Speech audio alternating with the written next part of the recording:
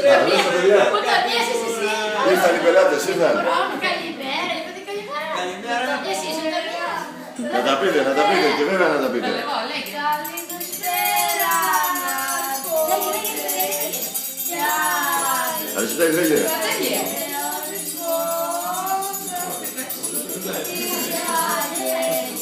Πιο δυνατά, πιο δυνατά.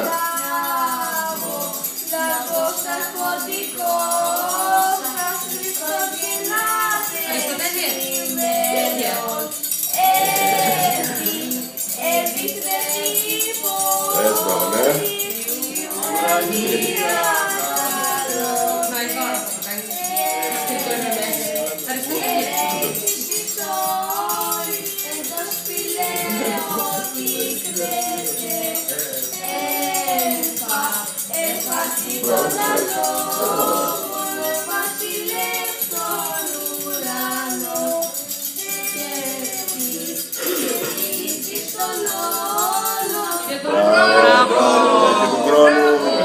Και του χρόνου τα παιδιά. Ναι.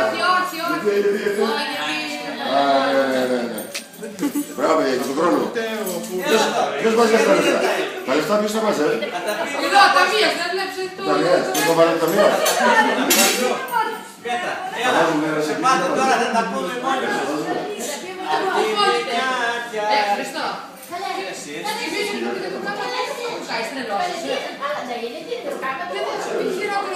Να πω κι εγώ άμα δεν είναι παιδιά.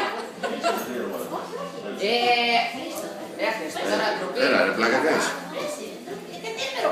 Η μπαμπάς είπε θα με πάρετε να μου τα πείτε από το τηλέφωνο και δώστε μου αριθμό λογαριασμού να βάλω το χαρτζηλίκι. Εντάξει. Ακούς. Λοιπόν, Χάρη. Χάρη. Και αριθμό λογαριασμού να βάλω το χαρτζηλίκι.